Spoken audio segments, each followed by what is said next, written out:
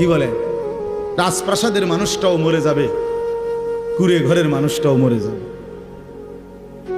সুখের খাবার যার মুখে সেও মরে যাবে, ভিক্ষার থালা যার হাতে সেও মরে যাবে, যাবে না? তো যেটা নিশ্চিত অনিবার্য বাস্তবতা, যেই মৃত্যুকে আড়াল করার, অস্বীকার করার, পাশ কাটার কোনোই ব্যবস্থা নাই, কোনোই ব্যবস্থা না। না না ক্ষমতা দেখাইয়া, না কাইন্দা কাইটা, কোনো সিস্টেম নেই। ক্ষমতা দিয়েও মৃত্যুকে ঠেকানো যাবে না, কাইন্দা কাইটাও কি করা যাবে না মৃত্যুকে। যেটা নিশ্চিত সেটাকে ভুলে যাওয়া কেন ভাই? কেন ভুলে যাব আমরা? আল্লাহ নবী সাল্লাল্লাহু আলাইহি ওয়াসাল্লামের যেই হাদিস আমি পড়ছি, এটাই নবীজি বলছেন, আকসিরু যিকরা হাদিমিল লাজ্জাত, আমার উম্মত প্রতিদিন বেশি বেশি